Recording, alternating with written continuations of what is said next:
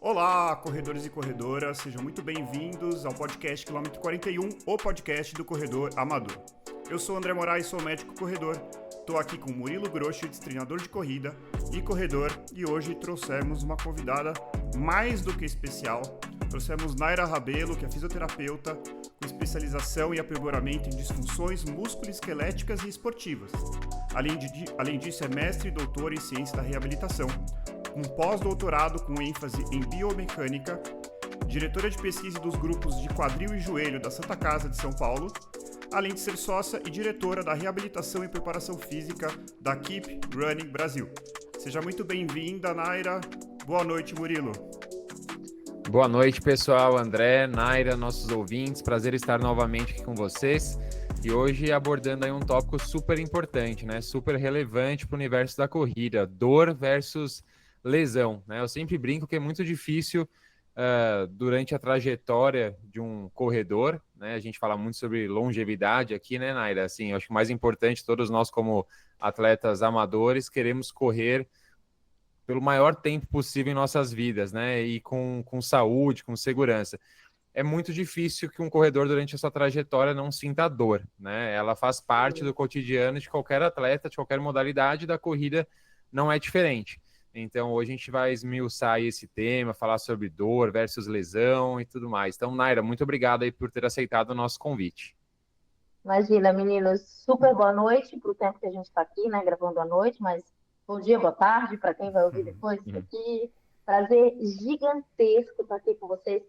Talvez vocês não tenham a menor ideia do quão feliz eu estou por falar sobre isso. É um tema que, assim, me enche demais os olhos, pessoalmente, profissionalmente. Então, André, obrigada. Foi um presente o seu convite. Bater papo com vocês que correm, que lidam com isso, que, enfim, e tentar, né, produzir conteúdo para quem está aí nesse limbo de informações. Hoje é bom e ruim, né, ter tanta informação e, ao mesmo tempo, tem tanta informação, né, gente? Então, a gente não sabe de onde tirar. Então, de fato, faz parte do meu projeto pessoal e profissional de vida falar sobre isso, difundir esse tipo de conhecimento. Então, obrigada pelo convite. Estou honrada. A gente que agradece. Imagina. Naira, para começar, eu acho que assim, qual que é a ideia desse episódio, né? A gente quer fazer justamente essa distinção. O que é dor, o que é lesão, quando elas se cruzam, quando elas estão completamente diferentes, assim. E eu vou perguntar, começando pelo básico, acho que a gente pode começar, na verdade, falando assim, o que é dor, dar um início no conceito de dor e começar a tentar diferenciar o que é um desconforto, o que é dor, o que é lesão. Como que a gente pode diferenciar conceitualmente essas coisas? Boa. Você quer que eu comece respondendo se dor é igual a lesão ou eu respondo no final? Primeiro caracterizador e depois a gente vai Muito destrinchando. lá.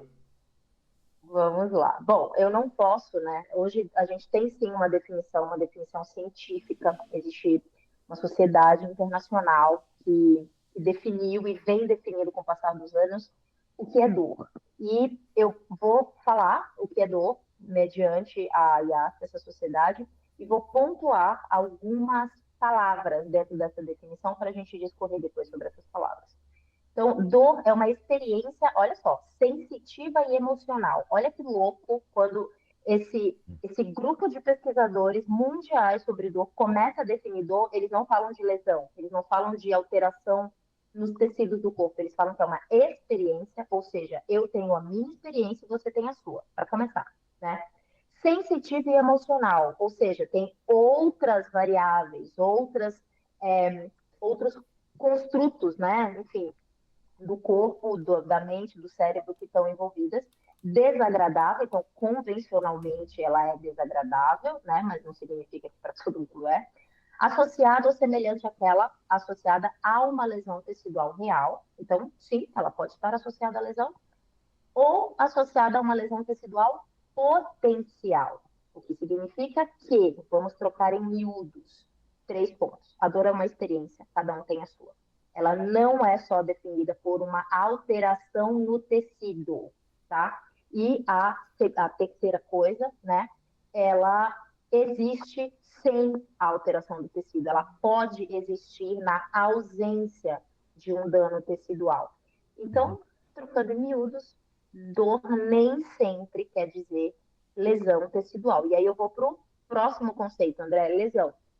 Lesão é toda e qualquer condição que implique em uma alteração da estrutura, né? Então, uma lesão no osso, uma fratura, é uma lesão no osso, rompeu, né? Quebrou ali, alterou a integridade tecidual. Músculo, existe uma lesão muscular. Quando a gente fala de um treinamento intenso, por exemplo, existem microlesões, existem pequenas lesões, rupturas, comprometimento do tecido, né? Então, tudo que envolve o comprometimento do estado de equilíbrio de qualquer tecido do corpo, a gente define como lesão, né? E a lesão pode causar dor. Olha que louco. Eu posso, mediante uma lesão, ter dor, mas eu também posso não ter dor mediante uma lesão, né? Então, parece muito paradoxal, mas eu atribuo isso, claro, né, a todo a uma educação convencional, né? Convencionalmente a gente aprende, porque de fato lá há muitos anos atrás, centenas de anos atrás, a gente começou a explicar dor por alteração do tecido. E a gente aprende na escola que se tem dor é porque tem uma lesão, está machucado.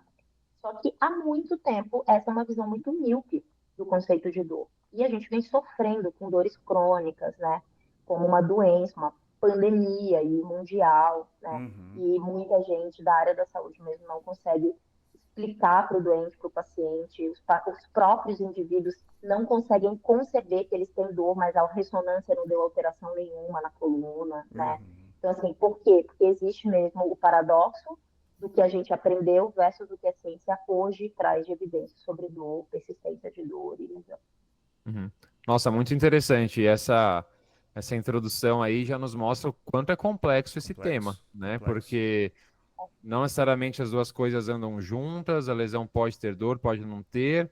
A dor é percebida de forma diferente pelas pessoas, seja por estruturas sensoriais diferentes, né? Receptores diferentes, quantidade desses receptores, questões emocionais envolvidas também, experiência prévia talvez de dor, né? Pessoas mais resistentes, entre aspas, não sei se é um termo correto, mas a dor menos resistente, a pessoa que nunca vivenciou uma dor, né, sei lá, no mundo esportivo, quando vivencia aquilo, talvez seja algo muito de grande magnitude para ela. Agora, aquela pessoa que já passou por várias lesões, já sabe lidar com aquilo, vivencia aquilo de uma forma muito diferente. Então, muito, muito interessante, né?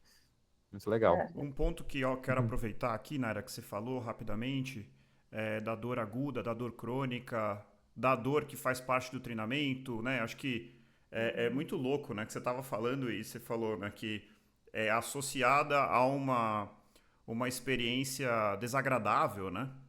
E eu tenho que dizer que tem várias dores que eu gosto. É Tipo verdade. assim, aquela dor muscular que você fala, deu certo, peguei o peso do jeito certo. Claro que até um certo ponto, né? E isso e também essa distinção entre a dor aguda e a dor crônica. E quando que a gente cruza essa fronteira entre a dor aguda e a dor crônica? Assim, sendo muito sincera, hoje é um conceito mais cronológico, tá? Então, o que a ciência chama de dor aguda é uma experiência de dor que tem duração até 12 semanas, até 3 meses, tá? Então, se você chega no meu consultório hoje dizendo que sua dor começou semana passada ou em fevereiro, eu vou olhar e vou dizer, essa dor ainda cabe dentro de um conceito de dor aguda, ok? Então, para diferenciar aguda e crônica, hoje a ciência usa muito mais uma condição cronológica, tá? Acima de 3 meses, acima de 12 semanas, a gente considera que aquele indivíduo apresenta dor crônica. E eu costumo brincar, né, que o termo dor crônica parece dor de velho, assim, eu não gosto de usar, acho que tem um estigma, assim, nossa, eu tenho 20 anos, tenho dor crônica, sabe? Acho ruim, né? E como a ciência da dor também hoje nos pede cautela na forma como a gente comunica, passa algumas informações para o paciente, eu gosto de um outro termo, né? Que a dor que passa de 12 semanas, a gente também tende a chamar de dor persistente, tá? Legal. Então, é uma dor que persiste. E aí, eu encaro essa dor, ou eu experimento esse quadro de dor, muitas vezes com alguns flare-ups, né? Que são o que a gente chama eu boto entre aspas, porque não é exatamente a agudização, mas é fácil de te dizer, olha, eu tenho uma dor persistente que de vez em quando piora, agudiza, né? Uhum. A gente chama isso de flare-up, né, essas exacerbações pontuais, tá? Mas passou de 12 semanas, eu tenho dor crônica. E aí, antes de ir para o próximo conceito, André, eu gosto muito de pontuar uma coisa, tá, gente? Por que 12 semanas, né? Isso veio muito de estudos com dor de coluna, dor lombar. Existem muitas pessoas que têm dor há anos. Eu tenho uma paciente aqui que tem dor no joelho há 25 anos. Ela tem mais tempo de dor, de vida com dor do que sem dor. Olha que coisa trágica, né?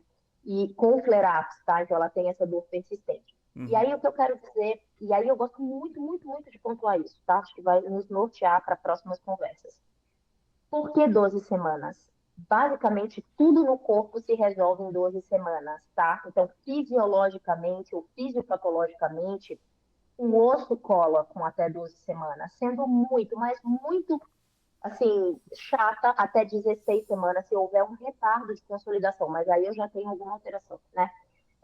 Então, assim, aquela pessoa que tem dor há 6 meses acredita piamente que aquele tecido ainda está inflamado. Olha como a nossa ideia de lesão, inflamação, comprometimento tecidual nos assola, né? Até no entendimento de uma dor já crônica, já persistente. E não, quanto mais tempo de dor você tem, quanto mais tempo de experiência de dor você tem, menos associação com lesão tecidual a gente faz. Porque o primeiro episódio até pode ter tido uma relação com uma lesão real, tá? Uma inflamação, uma fratura, enfim, uma ruptura muscular. Mas bateu 12 semanas, o meu raciocínio como profissional, e aí o que eu quero dividir com todo mundo aqui não deve mais ser como carro-chefe a persistência da lesão, e sim da dor. E aí a gente vai para a experiência. O que mais está modulando naquele sistema para que aquele indivíduo, mesmo depois, né, de um período natural de recuperação, ou seja, eu não tenho mais tecido envolvido, não à frente, né, não tão intensamente ali por trás dessa experiência, eu passo a ter cada vez mais outras variáveis do sistema modulando essa experiência e muito menos tecido, inflamação, lesão real, entende? Como é importante a gente entender essas diferenças de como acontece o corpo. Com certeza, acho que tem até um pouco em termos de nomenclatura, né? Então a gente fala, por exemplo, quando a gente fala tendinite, né? Tendinite do Aquiles, você fala o it, né, gente? Assim, pra gente, nós três somos da saúde, mas assim, quer dizer inflamação, né? Então, você tem uma tendinite do Aquiles. Só que quando a gente pega, por exemplo, se você for lá biopsiar esse tecido, você não vai ter células inflamatórias, né? Você tem, na verdade, uma degeneração, você tem alterações estruturais que aquele tecido não está mais dentro da sua composição, dentro da sua estrutura física como ele deveria estar. Então, as fibras às vezes estão desalinhadas, enfim, tem alterações degenerativas. E é por isso que hoje a gente, para a grande maioria dessas lesões, né, utiliza o termo tendinopatia, né? Que é uma doença do tendão, não necessariamente uma inflamação do tendão. E esses quadros, eles podem ser agudos, eles podem ser persistentes, que eu gostei muito desse termo, ou crônicos, né? Ou crônicos, embora realmente esse termo, eu acho isso que você falou, Naira, acho que é super, super interessante, assim.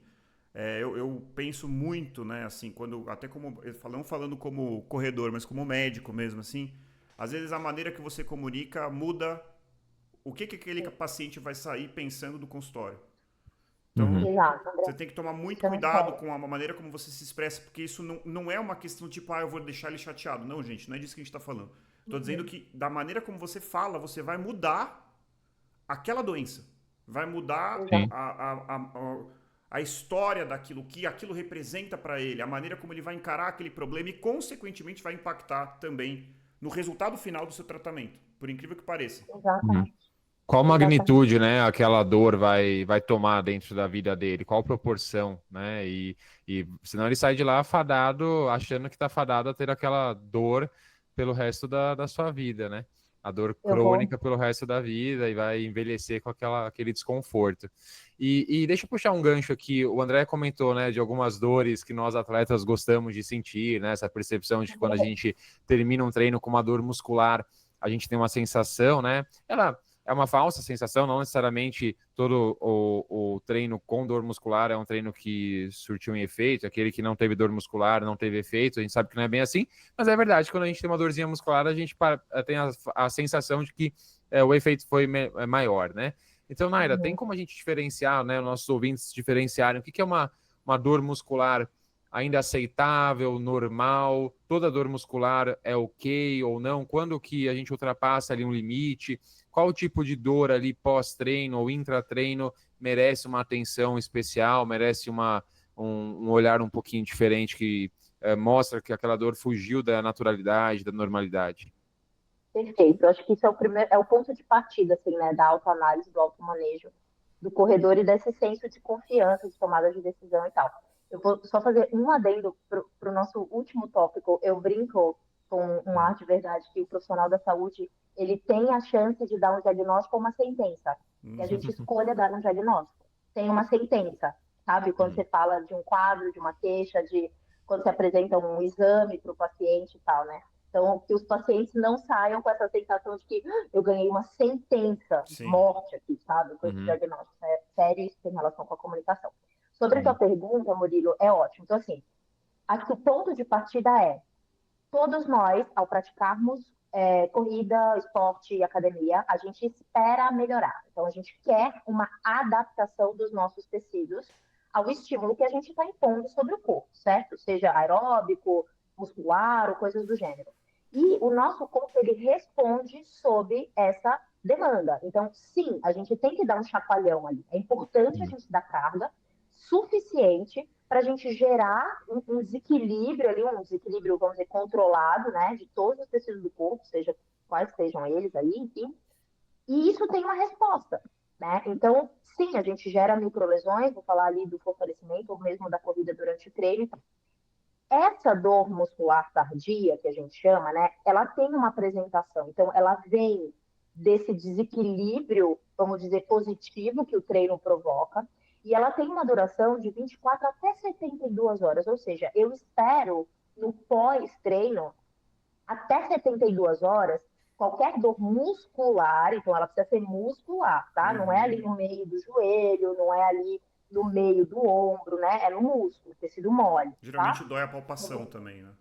Exatamente. Então é aquele, né, que você pega e dói, aquele abdômen, você acorda de manhã, vai dar uma carguinha sobre ele, a carga do dia a dia passa a ser sintomática, né? Aquele músculo tá ali já sofrido, assim, né? Mas isso é bom, tá? Durou até 72 horas e não te incapacitou. Então, existe uma duração aceitável para dor muscular tardia e ela está dissociada à incapacidade. Então, assim, eu não consigo sentar.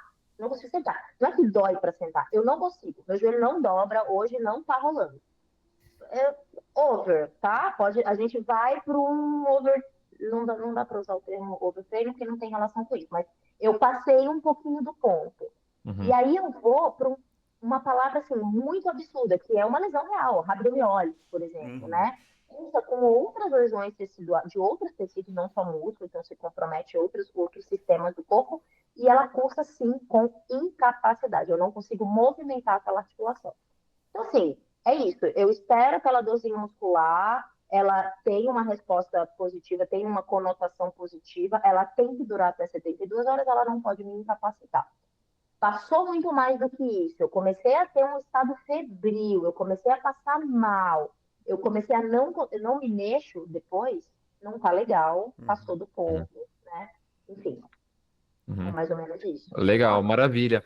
E a gente sempre fala aqui, né, Naira, no nosso podcast, a gente fala muito sobre adaptação ao treinamento, né, que você muito bem mencionou ali no começo da sua fala, e da progressão gradual, né, das cargas de treinamento, volume, intensidade. A gente sabe que boa parte das lesões em corredores são causadas por essas sobrecargas excessivas ao nosso sistema, né, no nosso corpo, sem que haja tempo suficiente para que o corpo se adapte, né, sem que haja o correto descanso. A gente sabe que não é no treino que a gente evolui, que a gente melhora a nossa aptidão, mas é sim no descanso, né? A importância da alimentação, do sono, do day off, que muitas vezes a pessoa não respeita, do treino que deve ser leve, a pessoa não corre leve, corre ali em zonas intermediárias, né? Então a gente bate muito nesse martelo, ou seja, para os nossos ouvintes, tem que ficar uma coisa muito clara também. Se você, a não ser que você tenha tropeçado na calçada, você caiu de joelho no chão, que aí é uma lesão traumática, fora isso, há uma grande chance, eu digo com 95% de certeza, que qualquer lesão que você desenvolva ali com a corrida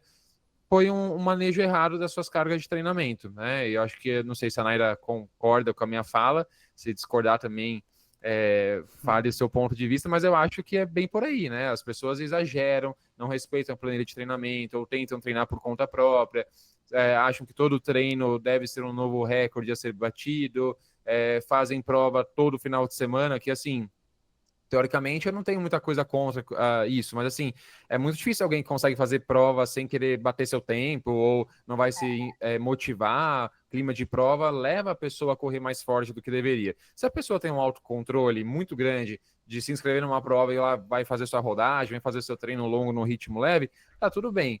Mas assim, eu não sei, eu conheço uma ou duas pessoas, talvez, que tenham essa capacidade mental. A maioria das pessoas não, né?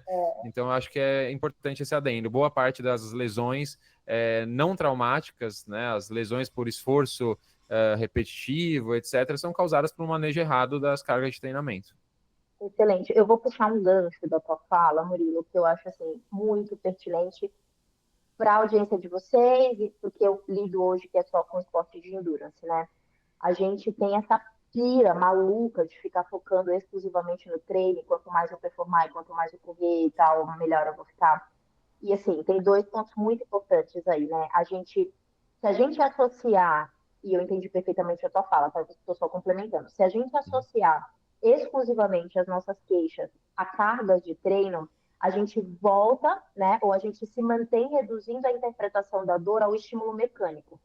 E aí, não é só estímulo mecânico. Aí eu entro no teu segundo ponto da tua fala. Existe muita coisa que acontece entre um treino e outro, e que se a gente não entende que a experiência de dor ela é multidimensional, existem outras dimensões do corpo que corroboram ou não para eu estar mais suscetível a perceber e chamar os estímulos que passam no meu corpo de dor, a gente culpa a planilha do treinador. Ah, botou muita coisa para eu correr. Ah, o volume dessa semana foi muito. Sim, existe uma parcela de importância do cálculo da carga de treino, tá? Só que eu vou te dar um outro exemplo que a gente padece muito disso. Privação de sono. Cara, a privação de sono, dormir pouco, dormir mal, ter um sono muito comprometido, e aí horas porque você não liga, horas porque a vida te coloca num contexto, tipo, tem um filho pequeno, coisas do gênero, é importante que a gente entenda que uma das grandes alterações da privação de sono parece ser uma redução do meu limiar sensorial. Eu estou chamando o urubu de meu louro agora, quando eu estou em privação de sono, sabe? Aquele tipo, quem nunca teve o start ali, o estopim da dor, numa rodagem. Pô, cara, eu rodei sábado, fiz um puta de um treino longo, foi lindo, maravilhoso. Só que daí, correria, de sábado para domingo eu não dormi, de domingo para segunda eu não dormi, aquele caos, trabalho, bababá, madruga. Segunda-feira eu fui rodar. Leve, ai, senti meu tendão. Ai, caramba, senti aquela dorzinha no posterior de coxa.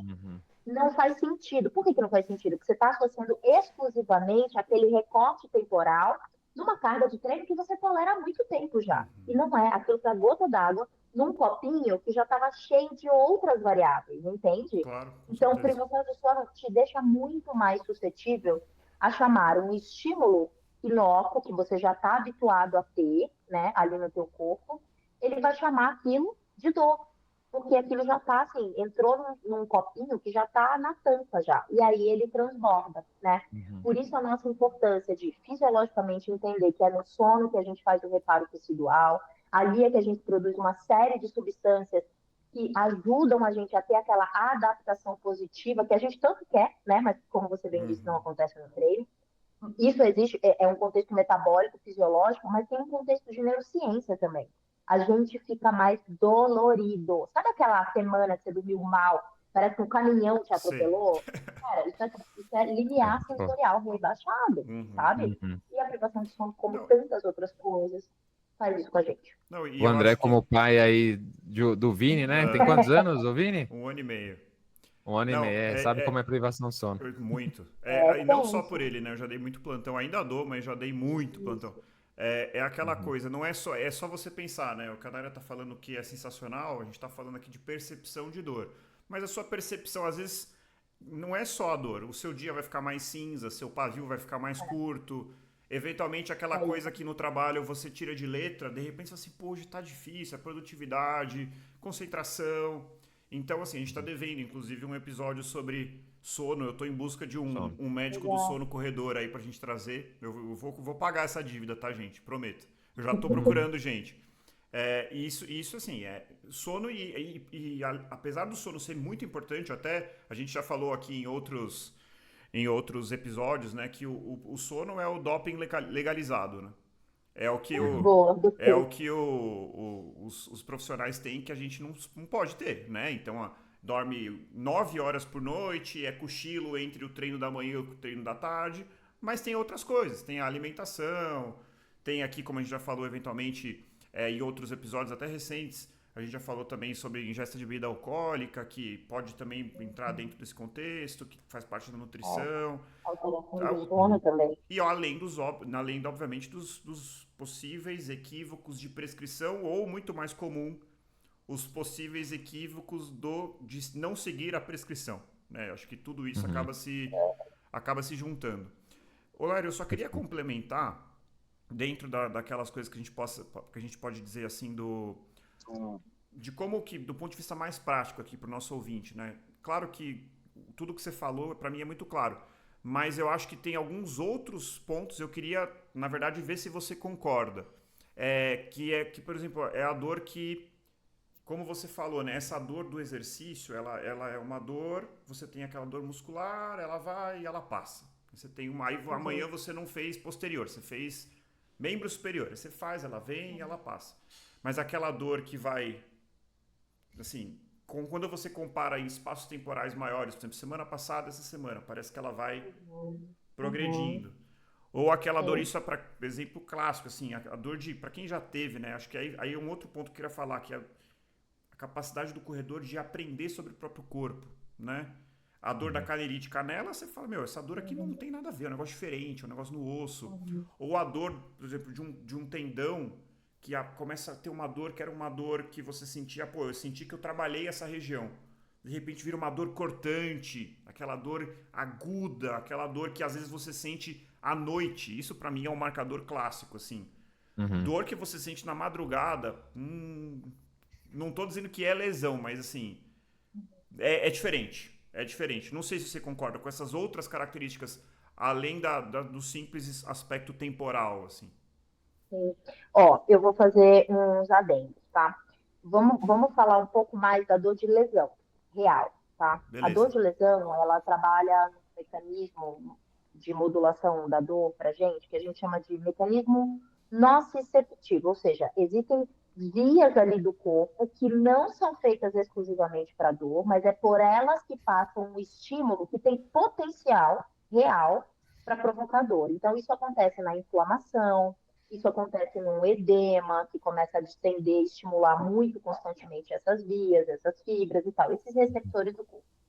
Essa dor, ela costuma responder a estímulo mecânico, tá? O Uhum. que que significa isso? Eu estou parada, eu estou sentindo aqui a dor, ou sim, eu posso ver, né? Eu vejo o edema ali, eu vejo que está vermelho, isso é sinal de Uhum. inflamação, meu joelho está inchado, né? Sim. Então, dor associada a esses sinais reais. E dor associada a estímulo mecânico. Então, eu estou parada, eu estou sentindo aqui que está latejando um pouquinho. Eu fiquei de pé, piorou. Eu subi a escada, que é uma demanda maior, tá pior ainda. Então, assim, ela está respondendo a uma demanda mecânica, cada vez, né, ela está bem colada ali nesse aumento da carga da Uhum. mecânica sobre aquela região. E ela tá sempre piorando. Eu corri mais, ela piorou. Eu corri cada vez mais e ela tá pior. Eu tô mancando. Então, assim, você vê, né, aquela tragédia mecânica acontecendo. Isso tem muito cara de dor de lesão, tá? Uhum. E aí, essa dor, aí eu vou trazer para dor noturna, André. Essa dor, ela pode ter relação com a dor de lesão, mas a dor noturna, ela é muito, mas muito associada também a episódios desse rebaixamento do limiar sensorial, Uhum. sabe? Então, assim, Por que que eu estou dizendo isso? A dor, ela também é contextual, gente. E eu vou dar o maior exemplo da dor contextual para ver se fica claro, assim, para todo mundo, né? Mais palatável. Sabe quando você está num jogo, ou você ouviu alguém contando, ó, a pessoa jogou, estava correndo, puta, ela entrou no time para poder fazer o gol, porque eles estavam perdendo, e lá pelas tantas ela faz um entorse de tornozelo. Não viu entorse, fez o gol, ganharam. O contexto ali exigia atenção externa. Era o Uhum. time, era a bola, era a quadra e tal. Aí ela foi pro vestiário e ela fala, veja como esse relato é comum. Aí, quando o corpo esfriou, eu tirei a meia, o meião, cara, eu vi que meu tornozelo estava desse tamanho e eu tava com muita dor. Esse termo, o corpo esfriou, é muito comum, né? Uhum. Aquela coisa assim, eu comecei a correr, aí eu aqueci, melhorou. Não tem nada a ver com temperatura corporal, tá, gente? Tem muita relação com foco. A dor, ela é contextual. A gente tem essa habilidade, é uma habilidade boa do sistema nervoso central, de inibir, nossa, fiz uma brincadeira aqui, de inibir as Pirotecnia. informações. Exato. Efeitos especiais do quilômetro 41.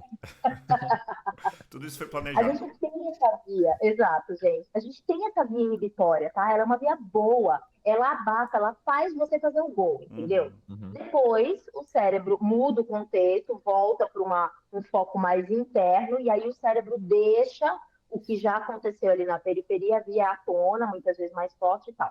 Por que que eu estou falando disso? Às vezes, André, você está ali o dia inteiro, o foco é outro, a coisa tem que acontecer, o leite tem que vir para as crianças, né? Então o boleto tem que ser pago e tal.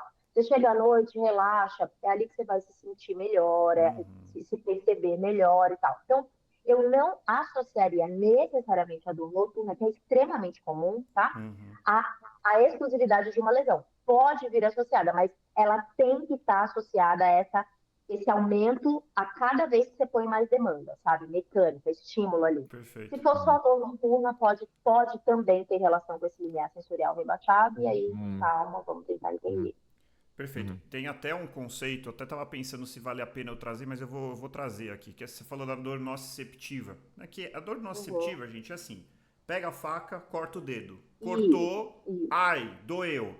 Tá com o dedo cortado, cutuca, dói. Isso é a dor nociceptiva, isso, assim, simplificando ao isso. extremo, né? Obviamente, numa lesão de corrida não vai ser assim, mas, sei lá, pô, inflamou o periósteo da minha canela, beleza, eu vou lá, aperto a minha face da tíbia ali, tenho dor, é canelite, pronto.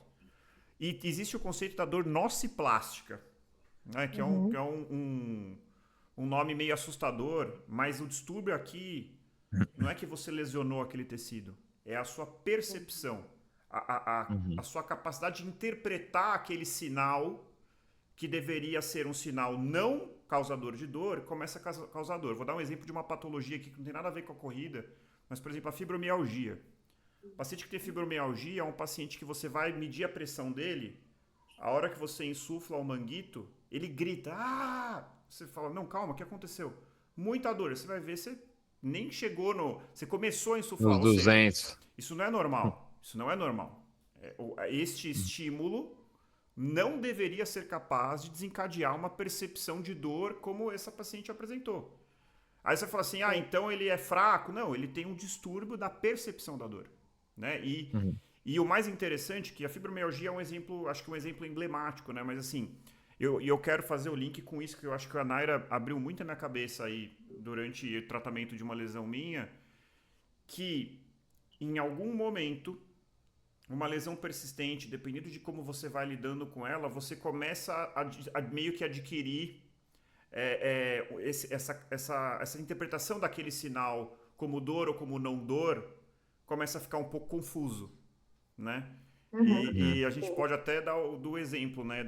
Em algum momento simplesmente eu senti um desconforto, eu não sabia se eu estava lesionado ou não, mas eu falo, se eu tô sentindo dor, provavelmente eu tô. E a Naira abriu muito a minha cabeça assim, fala um pouquinho, eu não vou falar mais, fala um pouquinho sobre essa capacidade de você interpretar esse sinal, como que Boa, você enxerga esse contexto. boa. Tem duas coisas, assim, muito, mas muito importantes, tá? Que a gente pode falar sobre isso. A primeira coisa, isso é mandatório.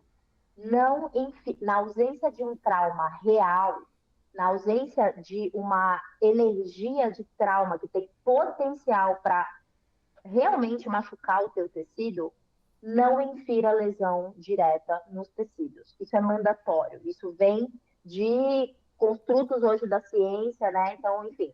Então, o que que eu quero dizer com isso? Olha, eu tô aqui sentada e eu tô com dor aqui nas minhas costas. Eu não caí, eu não tomei um baque, ninguém me chutou, né? Então, assim, eu não tive nada grave ali que eu tenha, de fato, um potencial para machucar o tecido. Não infira, que é uma lesão. Qual que é a diferença disso? Concorda comigo que se você acredita que você tem uma lesão, você se preocupa? Uhum. Toda vez que Uhum. alguém diz que você tem uma lesão, você se preocupa. Então, se você insere, né, toda vez que aquela dor é uma lesão, isso reflete, né, isso volta por meio de vários comportamentos de evitação, de preocupação, de foco de atenção. E aí a gente vai para a segunda parte dessa conversa. Antes de falar de nociplastia, tá, André? Antes de falar de alteração nociplástica, né, que é esse outro mecanismo que modula a dor. Antes de falar dela, a experiência natural da dor, ela é modulada por essas outras dimensões do sistema nervoso central. Então, medo de não conseguir fazer a prova, que você pagou 30 conto para ir fazer, sabe? Medo de não conseguir entregar aquilo que você quer entregar, medo de perder a corrida, porque ela é tua válvula de escape para o estresse dessa porcaria dessa cidade maluca, né? Então, Uhum. assim, medo dessas coisas, dessas perdas, né? Percepção de ameaça. Cara, eu tenho uma coisa muito grave, não é possível, eu nunca tive essa dor, ela tá muito intensa. Dor tem muita relação com percepção de ameaça. Por isso que em culturas diferentes da nossa, as pessoas se expõem a estímulos potencialmente dolorosos e elas tiram de letra, né? Porque tem uma relação com percepção de ameaça ou não, ou aceitação daquilo, tá?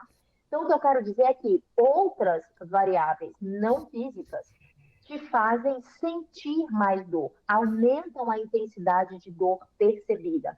Como é que eu chamo isso, André? Ruído. Uhum. Você até tem um estímulo ali que pode mesmo, que tem um potencial para te dar dor, mas você teria uma dor 2 de 0 a 10. Só que você chega aqui no consultório com uma dor 7. Só que dentro desse screening que eu faço de você que está com dor 7, você está morrendo de medo que você vai levar toda a sua família para fazer a prova e você Uhum. quer super performar naquela prova. Você está com medo porque lá atrás você teve uma experiência que quando essa dor começou, né, André, você perdeu tudo. Você ficou 3 meses sem correr, sabe? E aquilo foi caótico para você. Então, quando ela ameaça hoje, já vem aquela memória, Murilo, que você comentou mais cedo, né? Uhum. Então, olha só a quantidade de variável que eu estou levantando aqui, emocional, cognitiva, comportamental, que tem potencial para transformar um estímulo em dor. Sim. Uhum. Vocês entendem? Claro, com Então, eu certeza. odeio quando um profissional vira para o paciente e fala assim, dor é psicológico. Sabe o que ele está dizendo quando ele fala? Não aceita, tá, gente? Você não aceita isso. Uhum. Dor não é psicológico, isso é errado, porque toda vez que você fala isso, você diz para a pessoa que ela está inventando a dor dela. Uhum. Que ela é mimizenta, sabe? É tudo, está implícito nessa informação. Só Uhum. que essa pessoa, ela está erroneamente usando uma frase, mas ela tentou acertar, imagino eu, com o fato de que algumas variáveis emocionais, comportamentais, cognitivas têm potencial para modular a tua experiência de dor. É isso que ela quer dizer. Essa frase, ela tem esse fundo de verdade, tá? Ela não é, ela é uma frase agressiva, não aceita isso, mas não acho que você é louco, tá? A tua dor, ela é real. Só que Uhum. ela é modulada por uma série de outras variáveis que envolvem medo, emoções negativas, criação, cara. Tem gente, olha que maluco isso.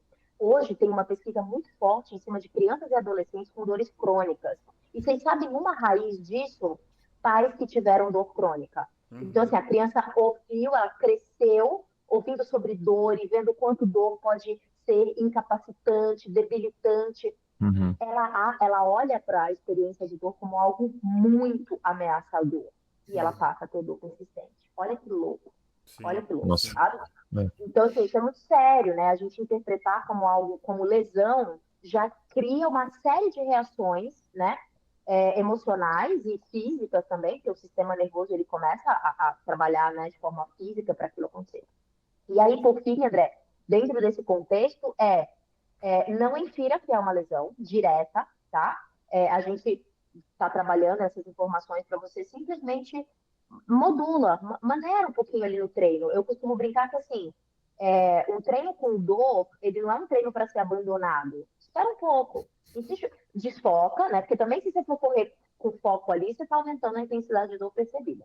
Mas se você tiver essa capacidade de a dor não está aumentando, tá tudo certo, ela tá tranquila aqui, a primeira vez, você tá ciente de que teu sono tá bacana, que o manejo de estresse tá legal na vida, beleza, vai tocando barco.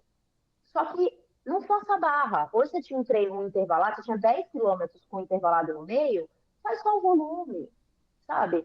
Tira ali uma carga mais intensa. O treino tinha prescrição de altimetria, roda no plano. Tira um pouquinho o estresse, porque assim, respeita. O teu corpo está dizendo que está doendo. Eu não quero que vocês infiram imediatamente que é uma lesão, mas entenda que é uma resposta. Aquele não é o teu dia de performar, de bater RP no treino, né? Que a galera adora bater RP no treino. Então, assim, da maneira, sabe? Então, quando você pergunta para mim, eu infiro que é uma lesão? Não, mas ajusta o treino. Às vezes tem outras variáveis ali envolvidas. Manejo de estresse, cara, é uma coisa muito séria também.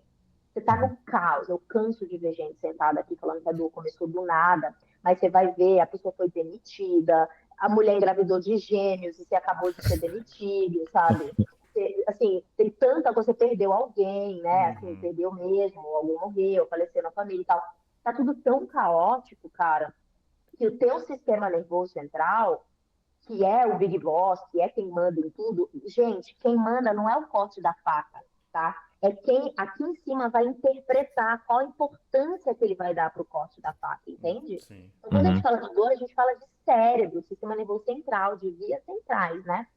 E aí, o teu cérebro, a gente brinca, né? Hoje, nesse momento, estado de alteração, de comprometimento psicológico, emocional, ansiedade, se você está em crise de ansiedade, você está num estado de mais ansiedade da vida hoje, você está enchendo o teu copinho, está enchendo o teu copinho. Talvez agora não seja a melhor hora de você buscar o teu índice para Boston, por exemplo. Você vai ter que jogar, sentar volume, sentar intensidade. Então, fazer essas boas escolhas entendendo, gente, que essas outras dimensões da vida fazem parte, né, contribuem para a nossa experiência de dor, é importante, sabe? Porque senão você vai ficar focando a planilha, entendeu, Murilo? E eu vejo muito treinador aqui fazendo um super Sim. trabalho bacana, sabe? E a pessoa, assim, tá num momento de vida caótico, e aí ela fica lá, correndo atrás do rabo, machuca assim, né? Tem dor, e o treinador, pô, velho, daqui a pouco eu tô prescrevendo planilha de caminhada, né? Porque não dá mais para prescrever corrida, entende? E não é, né? É isso, são outras dimensões tão importantes quanto, até mais, tá? Hoje em dia, eu confesso para você que mais. E aí, André, eu vou lá na nociplastia. A nociplastia é uma alteração real. E normalmente isso acontece com pessoas que experimentam dor por muito tempo. Então, a dor crônica, a dor persistente, ela tem potencial de alterar, de gerar uma plasticidade no sistema nervoso, né? Que antes ele era muito acurado, ele só dizia que doía quando ele estava diante de um potencial dano, tá?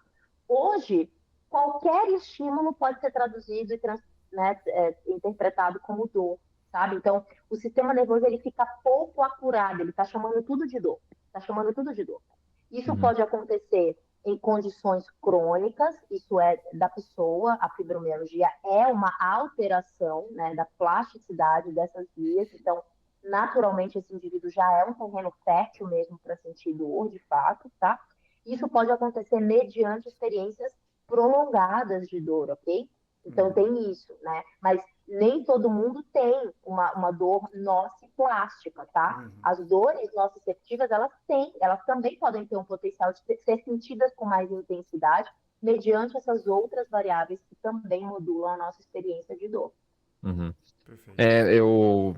Muito interessante, né? Realmente algo muito individual, né? Como a pessoa vai perceber a dor, né? Pensando assim em receptores mesmo, até a quantidade de nociceptores em diferentes partes do nosso corpo varia de pessoa para pessoa, como a pessoa vai interpretar isso, pensando do ponto de vista neural, o contexto, né, que a Naira aí falou, eu achei muito interessante. Um exemplo disso é aquele corredor, né, que às vezes tem uma dorzinha ali, sei lá, que durante os treinos escala 1, 2, nem evoluiu para uma lesão real ainda, né, tecidual, etc., E às vezes a pessoa tem uma prova importante no domingo e aí a pessoa fica lá antes da prova, fica pulando para ver se dói, se não dói, e aí aquilo vai crescendo, crescendo na cabeça dela e atrapalha muitas vezes o rendimento, né? A gente sempre fala aqui, né, como corrida é um esporte psicológico, né? O mental é muito importante, principalmente quando a gente vai correr forte, buscando bater os nossos tempos, e às vezes um desconforto assim toma uma dimensão enorme, né? Que realmente atrapalha o nosso desempenho, né? Eu sempre falo também,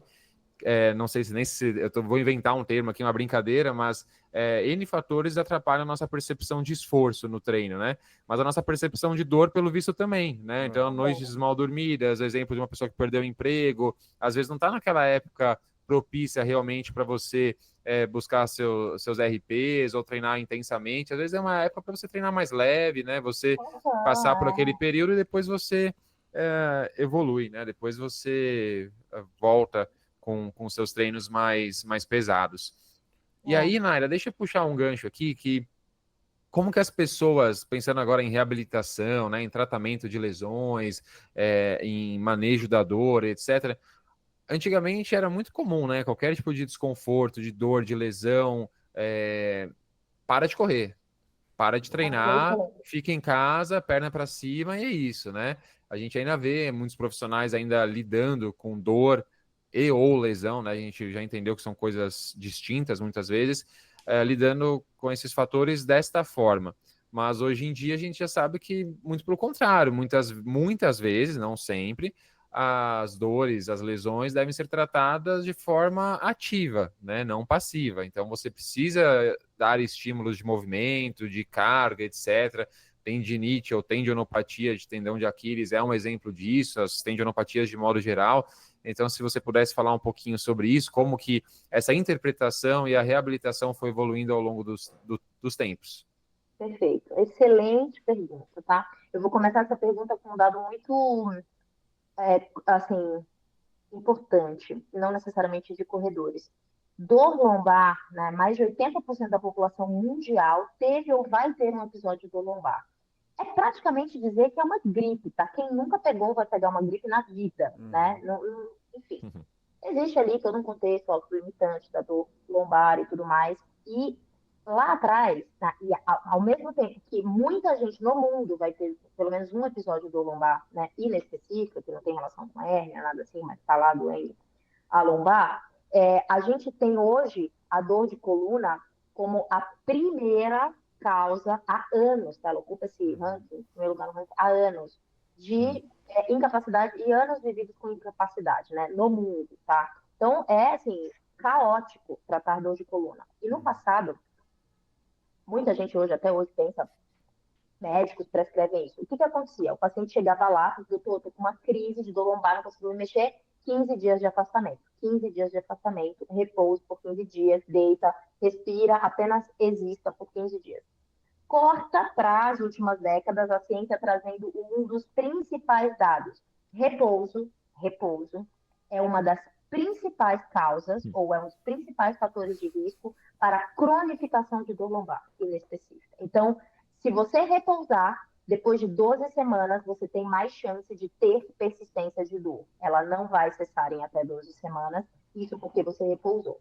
O que quer dizer, né? Dentre tantas outras coisas, gente, repouso não para condições que não tem dano tecidual, tá?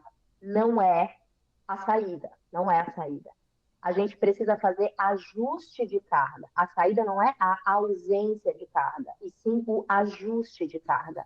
Isso porque o nosso corpo ele não é uma máquina que quanto mais usado, mais desgastado ele fica. A gente tem a melhor e maior capacidade dos tecidos biológicos, dos sistemas biológicos do mundo, que é a adaptabilidade. Os nossos tecidos, eles precisam de carga, obviamente bem manejada, para melhorar, para se adaptar, para existir. Uma pessoa que fica 10 dias na cama sem se mexer, gente, você já viu o tamanho da coxa dela depois? Sim, Quanto aquele indivíduo atrofia? Eu vejo muito isso. O trabalho em UTI é isso. O paciente É definha. surreal. Então, assim, Literalmente, tá? Literalmente. Então, os tecidos, eles murcham, né? A cartilagem perde água, o músculo também, o osso perde densidade de mineral. Então, Sim. assim, a gente foi feito para receber carga, entende? Então, Murilo, a tua pergunta, ela é excelente, porque, assim, não aceitem, não aceitem nenhum tipo de tratamento para dor que envolve você passar dias e dias recorrentemente deitado numa maca recebendo terapias passivas. Isso não tende a ser legal, gente. É. Isso não existe mais, não se mantém nenhuma prática Uhum. de prescrição clínica de reabilitação. Exige a necessidade de ajuste de carga, porque os nossos tecidos respondem à carga bem dosada, Uhum. entende? Até Legal. fratura hoje, André, eu vejo muita gente prescrevendo, cara, beleza, tá com fratura, fraturou, né? Tocando elite evoluiu com uma fratura por estresse na tíbia. E aí você vai parar de correr. Ponto. A pessoa para de correr, primeiro que ela perde a essência pessoal, né? A dignidade, tudo. A pessoa parou de Uhum. correr, coitada, entra num caos, assim. E aí, a gente não tem a segunda parte da prescrição, que é você vai fazer reabilitação com base em terapias ativas. O que, que é isso? Eu estou tirando a carga excessiva, que é o impacto da corrida recorrente. Então, veja, eu estou ajustando carga. Mas eu preciso te devolver para um sistema que vai treinar esse músculo, esse glúteo, essa panturrilha, esse osso a receber cargas mais ajustadas em exercícios bem prescritos, gradualmente e tal, para que daqui um mês, 4 semanas, 8, 6, 12 semanas, a depender da gravidade da fratura, quando você começar a receber cargas mais intensas de novo, você vai ter carcaça para receber. Sim. Uhum. Porque senão você não tem carcaça para receber, entende? Perfeito. Você não tem capacidade, né? Então, até fratura, que a gente tira o indivíduo, muitas vezes bota a muleta e tal, depende da gravidade do quadro, precisa de cargas ajustadas e você vai receber isso na física, tá? E não é Uhum. o ultrassom que vai ajustar essa carga. Isso é coadjuvante. É o ajuste de carga, o exercício, o movimento por meio de uma coisa que a gente chama de mecanotransdução, ou seja, vai passar carga no teu tecido e isso é terapêutico, sabe? Carga Uhum. mecânica. Sim. Carga mecânica é terapêutica, vamos Não, uma finalizar. coisa. Vos- Desculpa, Murilo, Não, uma coisa que assim, imagina. você tava falando, eu tava lembrando em algum momento da minha vida, eu tive uma dor no joelho, e aí alguém falou, você tem síndrome patelofemoral. Eu falei, puta merda. Aí eu fiz uma ressonância, e assim, condropatia patelar e As lesão, a sentenças, né, que a gente ressonância, recebe na assim, vida. eu falei, nossa senhora, né? Artroplastia de joelho, né? Tô brincando, né? Obviamente eu já era médico, Velho eu não falei isso, comerciante. mas qual foi o meu reflexo na época? Putz, vou tirar a carga. Então eu fazia lá o leg press, fazia lá a extensão, parei com tudo. A dor não piorava. Chegou num patamar que eu não conseguia subir a escada. E eu, caramba, eu Uhum. tirei a carga e não melhora. Até que um belo dia, eu falei assim, quer saber? Dane-se, Isso, dane-se. volta. Eu vou voltar a fazer leg press. De repente, foi. Sumiu. Eu tenho É certeza que se eu isso. fizer uma ressonância, que aliás eu não vou fazer, vai estar lá, Não, condropatia, patelar, eu nunca mais é tive isso. dor no joelho, entendeu? Então assim, é uma loucura Sim. isso. Assim, e não é seita, gente, não é iluminação divina. Acho que é Uhum. adaptabilidade, né? Acho que é a carga. Então, às vezes é um Uhum. ciclo vicioso, né? De você dói, eu repouso, eu tiro o estímulo, eu desadapto e eu sinto mais dor e aquilo É cronifica. exatamente isso.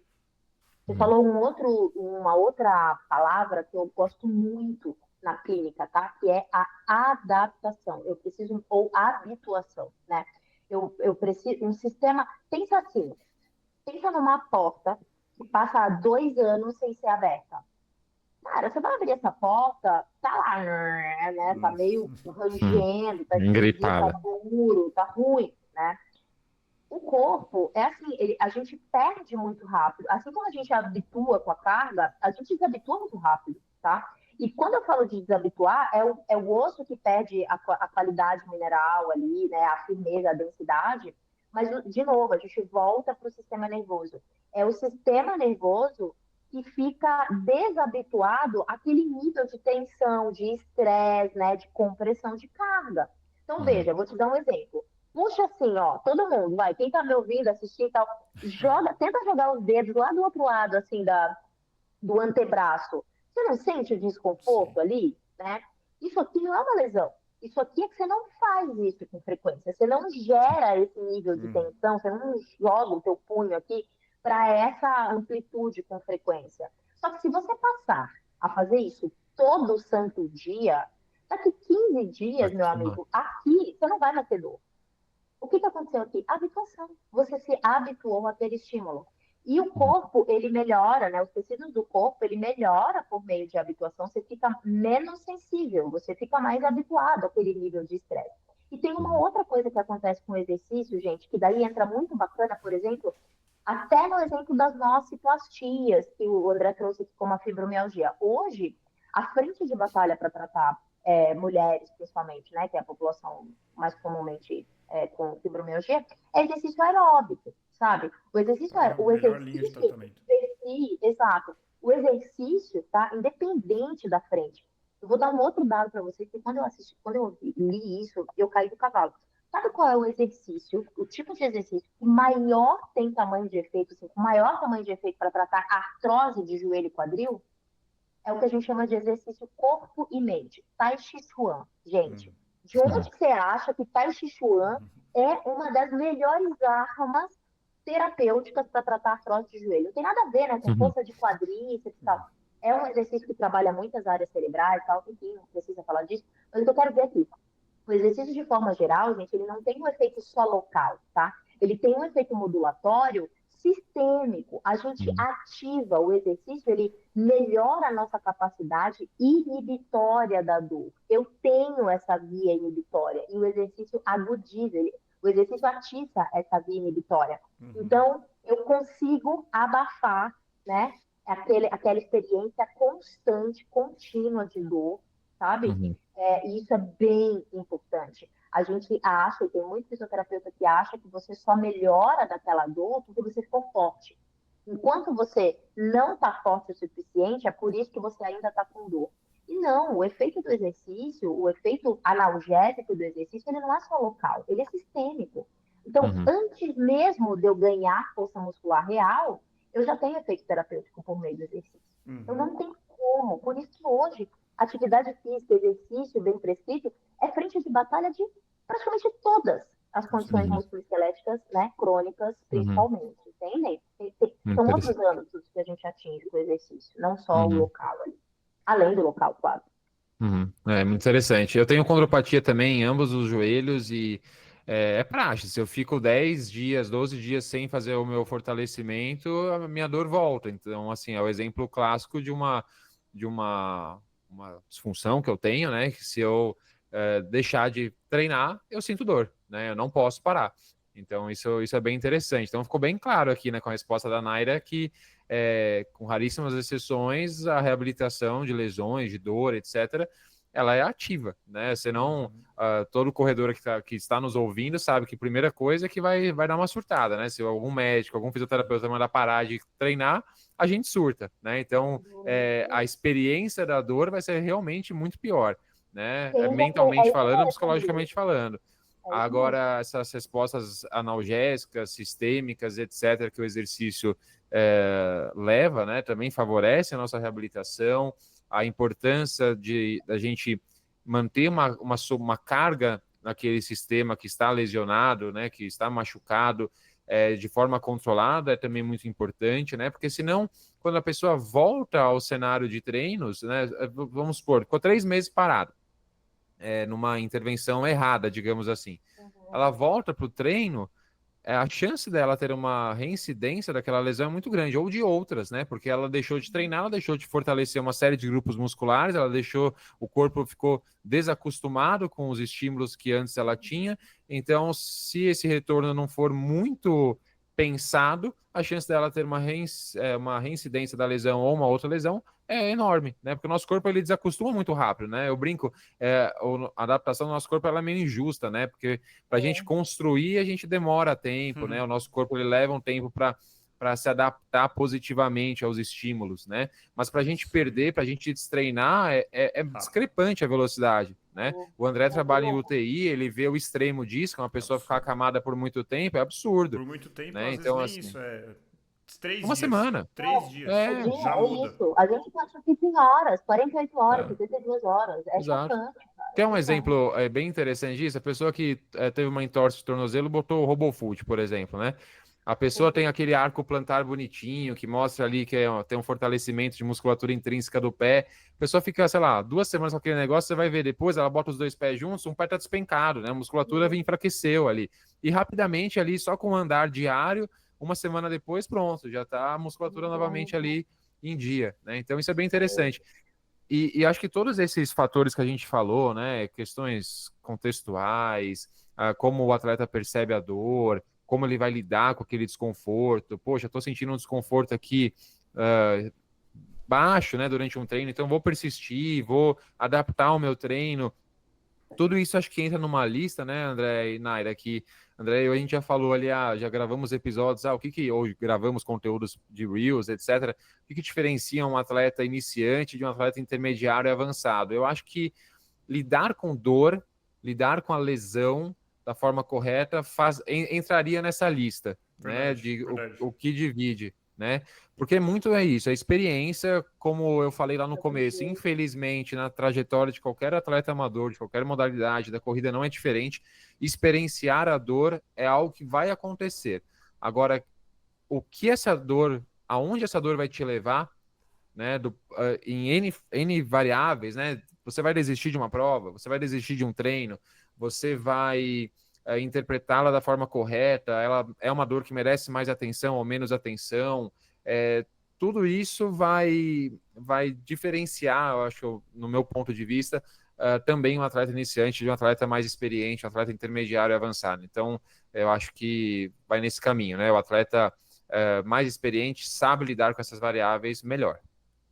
Sim, acho que eu tenho um contraponto gigantesco para trazer para cá, e antes da gente, né, ir caminhando por outro tópico, até para o fim, eu acho que vale muito a pena. Eu levo isso para aula, eu levo isso para a vida aqui no consultório, que é uma característica dos atletas com quem a gente está falando, que são atletas de endurance, muitas vezes amadores, mas muito bem treinados, tá? E dentro dos tópicos aqui que eu queria trazer, eu acho que agora é um bom momento para a gente falar. Assim como o André comentando, né, que a gente fica muito bom em ter dor, e a gente falou em osteoplastia, e falou, né, dessas outras variáveis que intensificam a nossa experiência de dor, e o sistema realmente fica muito bom em chamar qualquer estímulo de dor. Existe uma ciência de dor no atleta de endurance, gente. E ao mesmo tempo que eu posso estar lidando com um atleta que está com um sistema chamando tudo de dor, eu vejo, assim, recorrentemente no consultório, indivíduos que treinaram tanto o sistema nervoso central para pequenos estímulos, né, em treinos intensos e tudo mais, que a gente tem um efeito contrário. Isso acontece em atletas de endurance, principalmente os muito bem treinados. O cérebro fica muito bom em abafar os estímulos, inclusive ele abafa os estímulos potencialmente nocivos. Então eu vou trazer para cá vários contextos que acontecem muito aqui no consultório, que é a fratura por estresse, tá? Eu já vi muitos casos de indivíduos que começaram com uma dor. As pessoas, elas tendem a prestar atenção em dores intensas, né? Não necessariamente dor intensa é uma dor muito grave, tá? Simplesmente você está modulando demais, está amplificando muito e está sentindo uma dor intensa.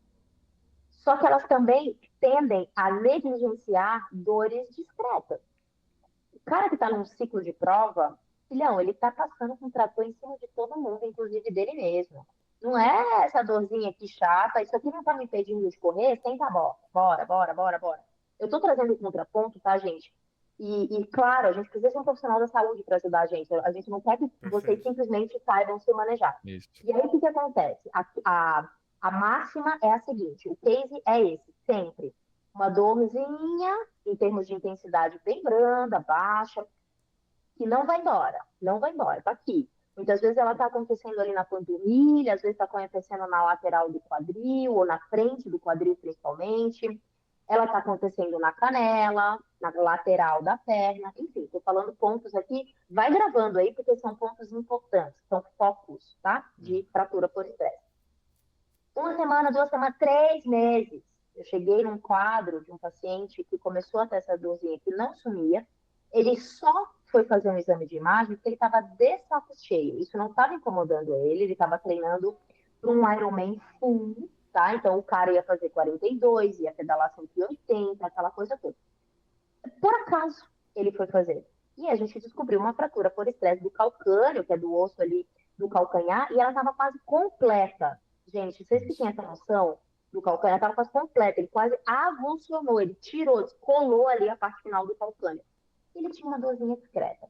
O que eu quero dizer com isso é, a ideia, gente, é nem ao céu, nem ao inferno, tá? É bom ter esse contraponto. Não, eu falo isso. Porque daí a galera da FISI também entra numa vibe de tudo pode, dor modulando o teu sono. Cara, não é. Atleta que se expõe ao impacto, né? O profissional que trata desse atleta, o atleta que se expõe a esse impacto, sim, ele está sempre vivendo um risco ali, né? Da sobrecarga do impacto versus o quanto que eu estou dando de tempo para os meus tecidos se habituarem, tá? E o osso é um tecido que precisa, sim, de repouso para habituar e crescer mais forte, e modelar mais forte. O que eu quero dizer é isso, dores que persistem, elas não precisam ser intensas, tá? E é comum que um atleta bem treinado não tenha dores muito intensas, tá, gente? O atleta bem treinado sofre da plasticidade ao inverso. Ele fica muito mais tolerante à dor, ele tende a realmente ter menos intensidade de dor para os mesmos estímulos que o indivíduo que não é bem treinado. Ele tem outra configuração cerebral, áreas cerebrais associadas à dor ativam muito menos. Então, sim, a gente não treina com esporte de endurance, a gente não treina só o físico. Nosso cérebro também é treinado. Com certeza. E aí a gente parte para uma hiperadaptação que ela beira ao nocivo, porque a dor, ela é originalmente protetora, tá? E aí a gente passa por extremos dessa experiência que envolve o cérebro chamar tudo de dor e agora ele não tá mais protegendo, ele tá enchendo o raio do meu saco, entendeu? E o cérebro não apitar em nenhum momento. Então eu chego a fraturar e eu não dou, o meu cérebro não deixa aquela informação subir com o potencial que ela deveria ter subido, chamando de dor e fazendo aquele indivíduo parar e se proteger naquele momento necessário, né? Então, a gente tem esses dois extremos, ambos são extremos ruins, tá? E se você me perguntar qual é a característica dessa dor que eu preciso dar atenção, é uma dor que não é intensa, ela pode não ser tão intensa, mas ela persiste. Para e vai olhar. Parei, mexi, soltei, né? Não tá mudando, não tá melhorando, ela tá sempre ali enchendo o meu saco. E aí, atentem de novo para essas regiões. Quadril, frente de quadril, lateral de quadril, atrás, ali perto daquele ossinho do sacro, tá? Assim, meio glúteo, grandão ali em cima. Canela, meio da canela, meio do joelho, tá? O meio do joelho, o platô medial ali da tíbia. E calcanhar. Perfeito. Gente, antes da gente caminhar para o final, eu quero convidar todos que estão vendo a gente pelo YouTube a curtir o vídeo, se inscrever no canal, compartilhar com aquele seu amigo corredor, aquele seu amigo que está com dor, que não sabe se está lesionado, não tá. Ou que sempre acha que está lesionado, né? Exato. Não se esqueçam também de acompanhar a gente no Instagram, onde a gente tem conteúdos exclusivos, conteúdos mais rápidos, conteúdos no molde do Instagram. A gente sempre tem pelo menos 2 vídeos curtos lá, semanalmente, em que eu e o Murilo a gente alterna, trazendo conhecimento sobre corrida. E também, gente, se você não acompanha no Spotify, que é a grande maioria dos nossos ouvintes, não se esqueça de avaliar o podcast. Nós temos uma discrepância enorme entre o número de ouvintes, número de seguidores e pessoas que avaliaram. Não deixe de seguir também, a gente tem muito mais ouvintes do que pessoas seguindo, então não deixe de seguir. E a gente tem aqui, gente, uma novidade muito legal, que é o nosso Apoia-se. Como eu já falei em episódios anteriores, está em processo de reformulação. E agora, gente, vai ter uma recompensa. Para quem for apoiador, teremos um episódio bônus mensal. Então, a gente pensou numa maneira de como privilegiar aquelas pessoas que podem nos ajudar e se sentem inspiradas a ajudar e principalmente podem contribuir de alguma forma, sem atrapalhar aquele ouvinte que eventualmente não tem essa possibilidade. Então, continuaremos tendo episódios semanais normalmente, mas para desde a primeira faixa lá até as faixas mais caras, você vai ter acesso a um episódio bônus mensal, que esse mês vai ser um episódio com o Murilo, que está treinando para a Maratona de Florianópolis. E a gente abriu a planilha dele, destrinchou tudo que ele está passando aí. Então, se você quiser aprender como que um treinador está treinando ele mesmo para uma maratona. Esse episódio ficou muito legal, assim, ficou bem íntimo. O Murilo falou aí, não vamos falar aqui, mas ele falou lá o que ele tá querendo, o que ele tá buscando, qual o impacto que esse ciclo de maratona tá tendo na vida dele. Perfeito. Então, assim, realmente, gente, para quem puder e quiser, o Apoia-se agora se tornou imperdível, beleza? Pois é, falamos os prós e os contras, né? De eu ser meu próprio treinador, do meu pace, etc. Então ficou tão legal esse episódio que até no final a gente falou, caramba, esse episódio ficou legal, hein? Será que a gente abre para todo mundo? A gente falou, não, vamos segurar para os apoiadores porque eles merecem, né? Então é isso.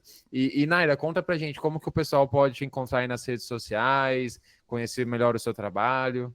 Aliás, deixa um elogio aqui, Naira. Os conteúdos do Instagram são ótimos, assim. Quem não segue a Naira, siga, porque ela sempre traz, assim, insights super legais de reabilitação. Para quem é corredor, para quem pratica endurance de forma geral, com certeza vai gostar de seguir ela na rede, no Instagram. Muito bom, André. Honrada aqui. Sei quanto você é criterioso, então fiquei feliz. Bom, é o meu nome, Naira _Rabelo, com um L só. Vou fazer o adendo clássico que eu faço na minha vida inteira. Não é Nayara, tá, gente? É Naira. Ele é Y. E é isso, acho que a ideia lá, além de falar muito com fisioterapeuta, eu tenho nos últimos anos tentado comunicar, né? Eu falei no começo do episódio, faz parte do meu projeto de vida junto com a profissão, que é comunicar boas práticas, traduzir ciência. Eu sei que tem muita informação hoje em dia e até desinforma a gente. Então eu tento carregar esse compromisso de traduzir ciência, deixar isso claro, deixar isso simples e desmistificar aí algumas coisas que eu sei que atrapalham muito a vida da gente quanto atleta amador. Boa. É muito bom. Difícil encontrar, infelizmente, né, conteúdo bom, né, embasado cientificamente, né? A gente vê muita gente falando bobagem por aí, então acho que todos nós aqui estamos tentando mudar um pouquinho isso. Eu acho assim, Murilo, tentando ter um viés um pouco otimista, acho que assim, nunca teve tanto conteúdo bom.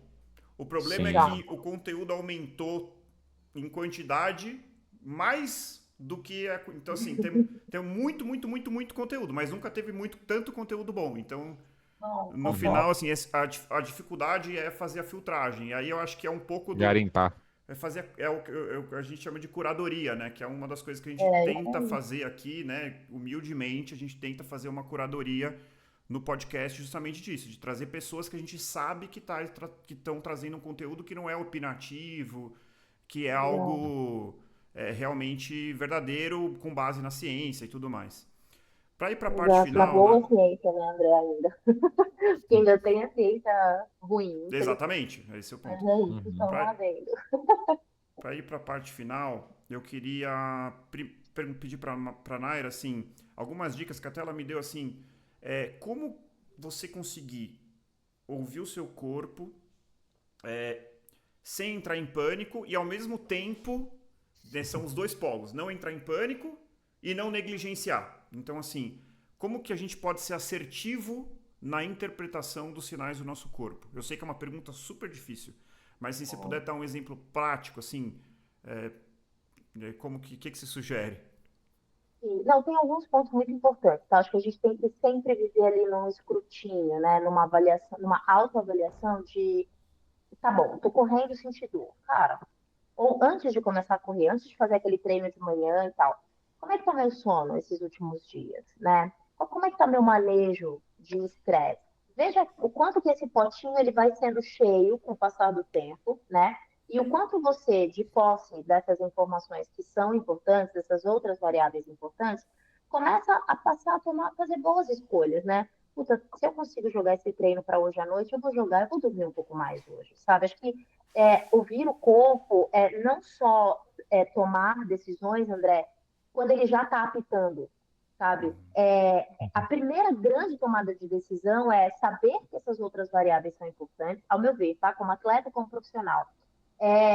Começar a tomar, né, fazer boas escolhas. Eu gosto muito dessa frase, eu falo muito sobre essa frase com a ciência. Antes do teu corpo apitar, tá? Acho que isso é muito importante. A outra coisa é, quando ele apita, calma, não infira, né, que é lesão. Leva essa frase para você. Esse ponto que eu acho que é crucial, assim. Eu acho que isso é uma das coisas que Que a Naira, ela tem um papel um pouco psicóloga, não só fisioterapeuta, no meu caso. Tem dia que a gente faz física, tem dia que a gente faz terapia, né? Por Geralmente faz favor, os gente da dois. psicologia, sem apropriação aqui de outro conselho, mas enfim, dentro, né, da ajuda aí do uso do físico para trabalhar a cabeça e o Uhum. contrário. Então, assim, na ausência de uma intensidade abrupta, então assim, gente, vamos lá. O meu treino para hoje é, sei lá, vou rodar 10 quilômetros para 5. E aí eu achei, por muito bem, rodar para 4,20, entendeu? Bicho, você deu um baita de um estímulo diferente e tal. Não é dessa dor ali, desse treino que eu tô falando, tá? Ali tem um raciocínio ali, uma carga absurda. Eu tô falando daquela dor que surge. Pô, tô correndo aqui num treino, beleza, tá tranquilo. Surgiu durante o treino ou depois do treino. Para tudo e faz a avaliação geral da tua vida. Como é que tá o sono? Eu não tive nenhuma carga absurda, eu não caí, eu não torci o joelho, ninguém pulou em cima de mim, né? Não teve nenhum trauma potencial ali no tecido, não infira que é lesão. Não, diante desse primeiro ponto, não é lesão? Calma, deixa eu ver como é que tá. Puta, mulherada, pô, tô na semana, né, do meu ciclo menstrual, eu tô num puto estresse de trabalho, eu já venho aqui com 2 meses assumindo um outro cargo que não era meu, tá esquisito. Eu dupliquei a minha jornada de trabalho, porque eu tô dando mais plantão do que o normal. Enfim, a gente começa aí. A segunda fase que eu costumo recomendar é escrutina como é que tá a tua vida nessas outras variáveis. É muito comum que você perceba que você está no meio de um caos. E aí, você respira e fala assim, beleza, pode ser só o meu corpo dizendo para mim que esse potinho está cheio. E hoje aqui a carga foi só a última gotinha d'água. Terceira tomada de decisão. A dor, ela não passa de 4, de 0 a 10, ela não está passando de 4, a literatura joga até 5, mas segura ali em 4 para ser mais conservadora. Eu consigo botar o treino aqui, pelo menos o volume, deixa eu ver como é que tá. Calma, sente o corpo, né? Você nenhuma fratura por estresse vai fazer assim, tá, quebrar o teu osso desse jeito. Não, isso não vai acontecer, tá? Então, sente um pouquinho, ajusta o treino, ajusta a carga, a intensidade, vai só pro volume e tal. Essa dor foi subindo, toda vez que você dá mais um passo, começa uma facada, uma agulhada, tarará, aborta o treino, para, Procure ajuda. protege aquele. Não, protege aquele tecido hoje. Segurei, beleza, não continuei o treino, poupei, fiz uma soltura, sei lá, fiz alguma coisa assim, botei um gelo. Gelo é muito legal para essas dores agudas. Bicho, no dia seguinte, isso não mudou, tá pior. Depois do seu treino tá pior, né? Tá latejando, começou a responder à mecânica, procura ajuda. Você manejou um pouquinho a carga, sentiu que deu para finalizar o treino com aquele ajuste de carga, vai lá, põe um gelo, né? Tenta dar ali uma ajudada com algum anti-inflamatório mais tranquilinho, não remédio, o gelo tem esse potencial anti-inflamatório. No dia seguinte, beleza, tá tolerável, já não tá mais agudo, tá tranquilo. Respeita ali um pouquinho, 2 dias, faz um ajuste de treino, dorme um pouquinho mais, pula aquele treino, fala pro treinador que naquele dia tá esquisito, vai esperar a dor sanou, diminuiu, já não está mais intensa. Então, assim, é isso, né? A dor, ela persiste. Quando ela não é legal, quando ela quer Uhum. dizer coisas mais graves, ela persiste e ela tem essa relação com a mecânica. Quanto mais carga eu dou, pior ela fica, tá? Perfeito. Uhum. É mais ou menos E isso. Acho que aquela vou fazer autochecagem, isso. Naira? Odeio, quero Aquela morrer. auto. Que quando eu tava lá com a tendinite do Aquiles, então assim, todo dia de manhã, a primeira coisa que eu fazia, acordo, aperto o Aquiles. Nossa. Ah, hoje tá. Uhum. Como que Hoje tá? a dor tá Não, cheia. hoje tá bom. Não, Exato. hoje doeu só quando eu quase esmaguei ele. Então, assim, eu tinha esse hábito. Eu Isso. sou. Eu Uhum. Faz, não chamo. sei. Meu nome é André, faz 90 dias que eu não aperto o meu Aquiles. Então, assim. É isso, gente. Amo as experiências pessoais. Eu chamo isso de teste de estimação. Não sei se você lembra É. que eu usei esse termo. São testes de estimação. O que que isso configura dentro da neurociência? Configura uma variável que chama foco atencional. O foco de atenção, e aí configura também essa autochecagem, né? Você está acendendo o tempo inteiro um interruptor, sabe aquelas lâmpadas focais? Pá, cérebro, olha para cá. Pá, é isso, você está corroborando, né? O cérebro ia esquecendo, ia começar a chamar de estímulo normal, que ele estava chamando de dor, você vai lá e lembra ele. Então, o foco de atenção, ele realmente aumenta a intensidade de dor percebida, tá, gente? Ele não tem o potencial de provocar dor, mas ele aumenta a intensidade de dor percebida até onde a gente sabe pelos estudos, né, da ciência. Então, se a gente entende que o comportamento, essas áreas cerebrais de atenção, de medo, de memória, também estão ativas em experiências de dor, faz parte do tratamento, da intervenção, a gente tirar esses comportamentos, né? Esses comportamentos antecipatórios, de checagem, aqueles testes de estimação, então eu vou lá e estico meu joelho. É bem assim que eu sinto, ó, é isso aqui que eu faço que dói.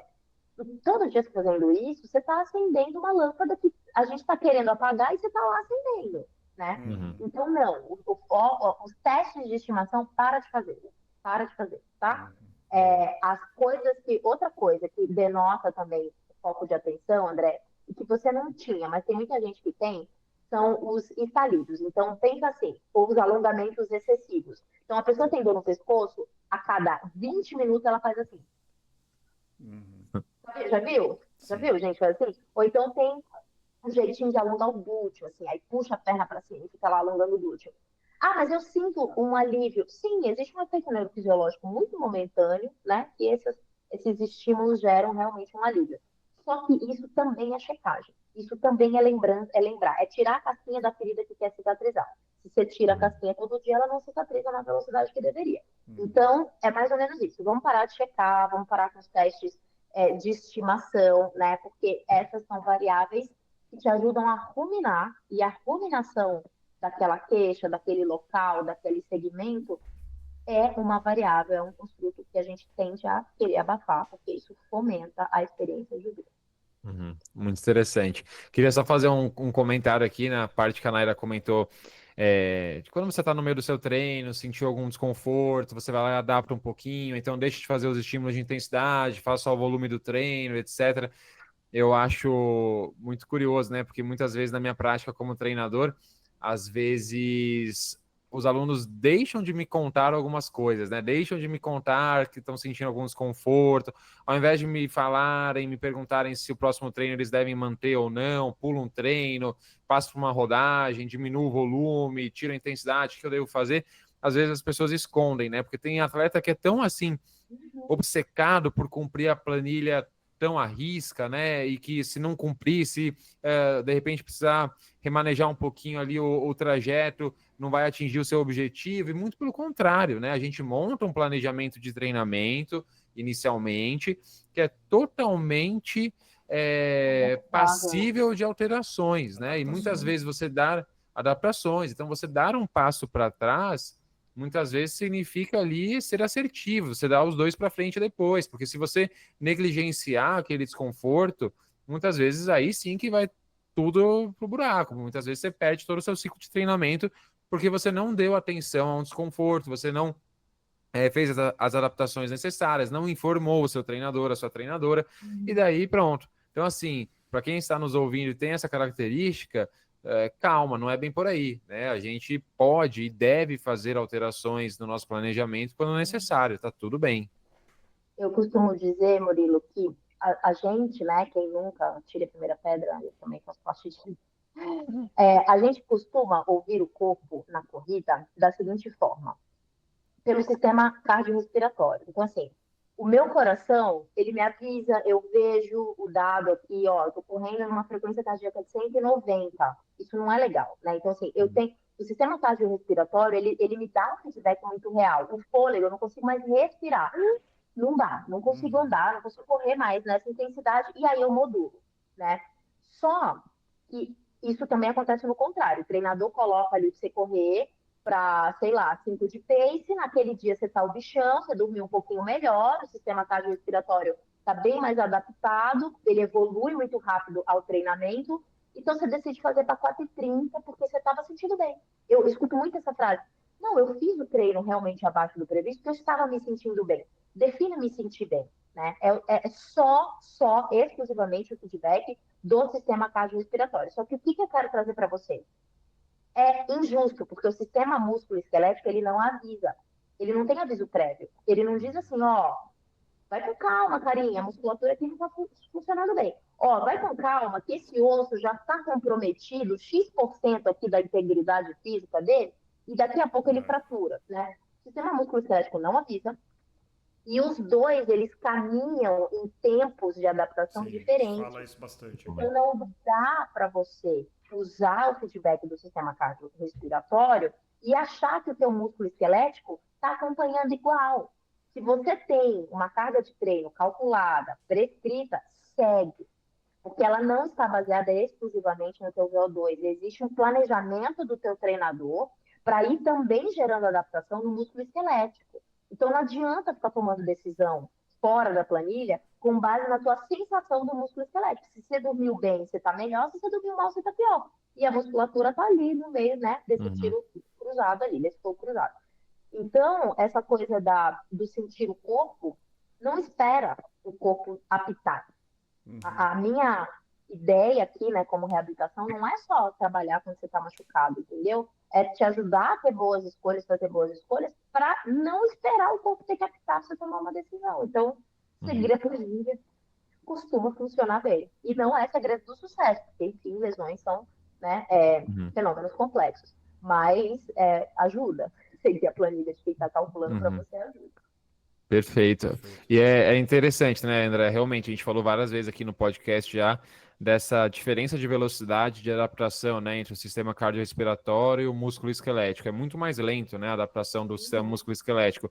E um fato curioso, né, muitas vezes eu trabalho com atletas assim, que estão começando na corrida, pessoas que me procuram para se engajar numa rotina de corrida pela primeira vez. Muitas vezes pessoas jovens, saudáveis, que estão sedentárias, mas que no passado tinham um histórico ali de, sei lá, jogavam bola. Então são pessoas que muitas vezes, se eu colocar para correr hoje, correm 40, 50 minutos, 1 hora, né? Tem um VO2 bom também. E aí eu vou lá, passo um treino às vezes de 40 minutos, com blocos de 5 minutos de corrida, alternados com caminhada. E muitas vezes isso causa estranhamento. Nossa, mas eu consigo muito mais, por que você não vai me passar um estímulo maior, etc. E daí eu tenho que explicar isso, né? Porque, olha, você aguenta, eu sei que você aguenta, mas o seu corpo não está acostumado. A gente precisa progredir gradativamente, evoluir bem aos poucos, porque fôlego você tem, pique você tem, mas talvez seu sistema musculoesquelético não esteja adaptado ainda. Então, sei lá, você está sedentário há 1 ano, trabalha em escritório, sentado por muitas horas, então vamos aos poucos. É isso aí, muito bom. Gente, infelizmente a gente vai ter que terminar. O tempo passou rápido aqui, esse assunto, né, parece uma coisa tão subjetiva, né, e é meio vago, assim, dor e lesão, mas a gente vai falando e para quem gosta, né, acho que os 3 gostam aqui, eu espero que você que está ouvindo também goste. Eu gostei muito da conversa, queria agradecer, Naira, espero que seja a primeira de muitas. Acho que a lesão, né, e para quem é fissurado e é obviamente o perfil do nosso público, ela é a pedrinha no sapato, né? Então, assim, a gente evoluir na corrida tem muito a ver com evoluir também na capacidade de conhecer nosso corpo e, eventualmente, se desvencilhar dessas lesões. Então, muito obrigado pela participação. Já fica o convite para uma próxima. Vou pensar num tema aí, vou te dar um tempinho aí. Daqui a pouco eu te chamo de volta. Tá bom? Muito bom, gente. Obrigada pelo presentão que foi falar sobre isso. É a primeira vez que eu falo efetivamente em podcast com esse tipo de público e tal. Só sobre isso, né? Destrinchar. Seria parte 2 e 3, se deixasse, de verdade. Fica aqui a dica, se realmente performar o episódio. E obrigada mesmo, gente, pela confiança, pelo papo, pela lógica aqui da construção do raciocínio. Foi muito bacana pra mim também, foi bem bacana. Obrigada mesmo, tá? Valeu. Imagina, é isso aí. Valeu, pessoal. Obrigado. Foi um prazer estar aqui com vocês novamente. Naira trouxe aí conteúdos extremamente valiosos, né? Nos ensinou ali como interpretar a dor, a lesão, e eu tenho certeza que ninguém que está nos ouvindo aí quer passar por uma lesão, quer ficar afastado da corrida. Então foi um tema super interessante ser debatido. Com certeza tem muito mais assunto para a gente destrinchar a respeito, né? Então vamos talvez no futuro voltar a falar sobre esse tópico, novos assuntos. Então, Naira, muito obrigado aí mais uma vez. E é isso aí. Bola para frente. Isso aí. Obrigado, Murilo, também pela parceria de sempre. Obrigado, Naira. Então, corredores e corredoras, encontrem o seu motivo para continuar correndo e nos encontramos no próximo quilômetro 41. Até lá. Valeu, pessoal. Boa noite. Boa noite. Tchau. Até.